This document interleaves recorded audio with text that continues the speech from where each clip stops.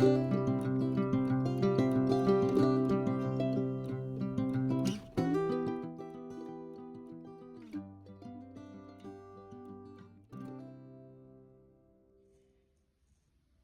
everyone, I hope you're having a great day. Today's pattern is going to be made in a series of blocks, so if you follow along it should be quite easy to put together. If you wanted a PDF of the pattern, I will be putting this up free on our new website, which is sewwithdebee.com. So let's get started.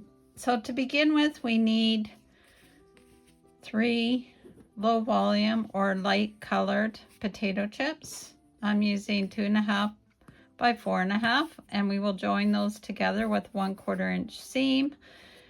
And then to that we will be taking a 2.5 inch square with color of our first block. This is going to consist in 12 different colored blocks, so my first block is going to be in pinks. So again, a 4.5 by 2.5. This will be pieced together and joined with the 3 low volume. With this being done, we're now going to add to this, so I'll just scoot this down, some more in your chosen color. So we're going to have 1, 2, and 3 potato chips that we're going to piece together like that. Then we're going to take another potato chip that's in the same colorway and add it with another 2.5 inch square. So you can do what you did before, where you join these together here and add it here, piece these together and then add it like that. And then this unit will be added to the one we just pieced together down here. So let me go ahead and do that and I'll show you what it looks like.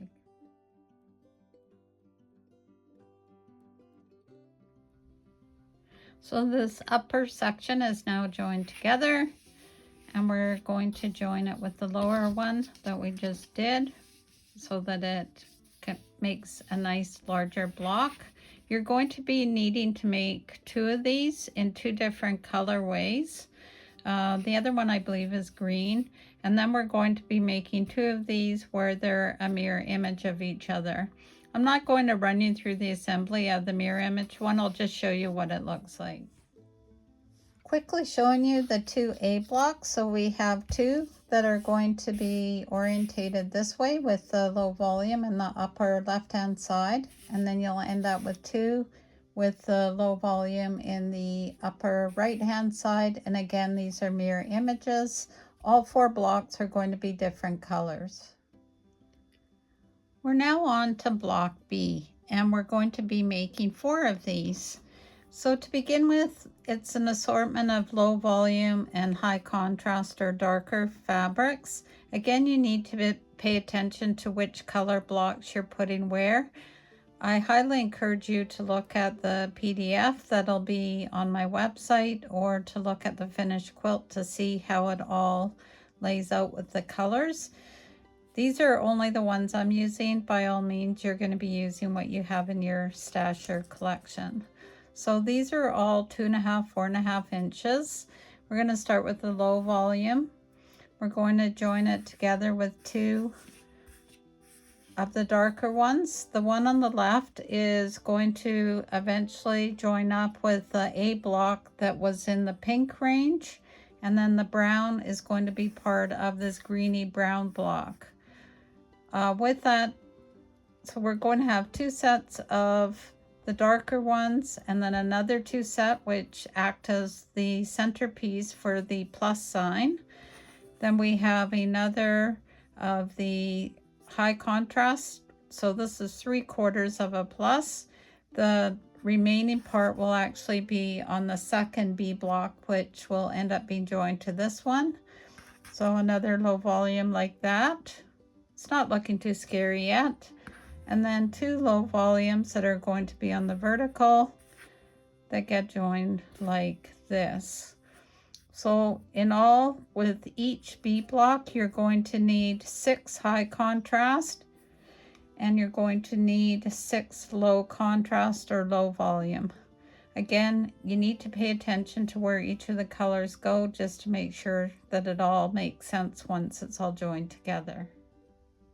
So with the first block B sewn together, I'm just going to show you what the one that is going to the right hand side. So you see it's laid out the same, but we're going to now complete this plus sign by putting the green here. And then the next one is actually going to be a darker one, so almost like a black. So by putting the pieces in the same order, we're setting the arena for the next plus. So you get the idea here how it all goes together. So in essence, we'll just, if you wanted to make this a wider quilt, you would just keep adding more block Bs to do that. So this will be part of the next plus, and then the next B beside it will have the last bit to complete it. So I'll go ahead and finish up my remaining 3 Bs, and then I'll show you what comes next. With block B now being done, I'm just giving you a quick preview of the floor 4 that I've done. So you'll see that this creates the X pattern. So these will be on the top part of the quilt. And then beneath them will be 2 more Bs. And they look like this. So next up we will be doing the C blocks. And they are basically the same as the B, but they get left like this. So this whole bottom section isn't getting done, and this will finish off the bottom of the row. So that's what our C's will look like. I'll lay out the individual pieces so you can see how it all goes together. So next up we're going to make 2 block C's. This is what one complete block C would look like. So again, you have your low volume against a dark. This is the previous, goes to the previous block beside it, which is why it's green. This will be 3/4 of the dark blue cross. So we have light, 2 darker, a light, and then the right hand side are 4 potato chips all in the darker. And again, by nesting them or piecing them together with some logic, you can do some neat nesting. So let me go ahead and do this and I'll show you what they look like. With both the block C now done, so one is going to connect to the other, and this will be on the bottom row. We'll move on to block D, which will again be 2 blocks, and this is what they look like. So it's very similar to the D, but we're swapping out to put some 2.5-inch squares. So basically, if you took a block D and you did this to it, that's what your block C would look like. So we're going to do 2 of those. One will end up on the left hand side, one will be on the right hand side of the finished quilt. Block D's are basically the same. It's just when you go to join the blocks together in your final assembly, this one is going to go like this, and that's why I'm calling it a mirror image. So putting those aside, we now have block E. And again, these ones are, hope you can see this, a bit large here. So I'll put this one over here and hopefully you can see that. So you're starting with a light, a light, a light, 2 darks, and a light. And again, these colors are based on where they're falling in the final block assembly. And then we have another one where it's light, the 2 dark, which is basically the opposite of this one. And then our 3 lights again. So I'll go ahead and get those done. Once this is done, we have 1 more block to do, and then we can start putting them all together. So we now have block E done, and as you'll notice, if I turn this one around, they are assembled in the same way. It's just when you do the final assembly in the quilt, this one will get turned around so this matches with the other plus blocks. It all makes sense once we get into the assembly. So putting those aside, we now have the last block, and that would be block F. And there's only one of these to do, and it's a lighter with two darker and a lighter on the bottom. And again, the colors, these two colors will add up to the plus, to complete a plus mark when they're in position. So I'll do this and then we can start doing our final assembly. So this is block F and it's all ready for assembly now. Just want to show you a chart that I have made up.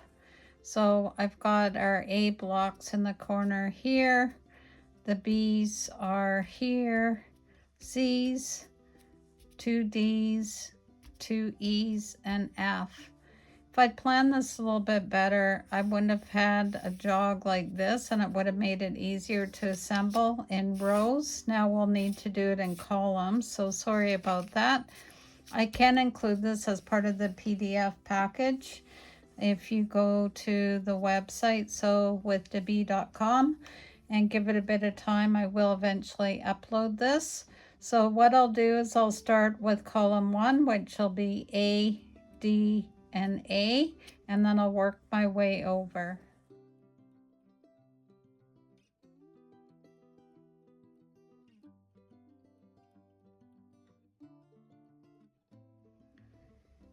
And column 2, working from the left, we start with a B on the top, so that has the pink on the left hand side. Then I will join that on the bottom with another B with the purple on the side, and then following up with an F, which is going to have the green on the side. Actually, that's a C, sorry, not an F. And now the third column, working from the bottom, we have a C, another B, and then another B. And this one has the green and then the black. You know you have it right. And the fourth column from the left is, on the top is an E, the F, which we just finished piecing, and then another E. And finally, we're on the last column, which is column 5, which is also the right hand side. So we have in the upper corner the A, followed by a D, and then followed by another A. So let me go ahead and do that, and then we're going to join the columns together and we'll have a finished quilt top. Here it is, all done. I may not have picked the best way to assemble it, but it certainly turned out great, and I liked how a lot of the seams nested together. So give this a try. It is on the smaller side, but you can certainly upsize it by adding more columns or rows.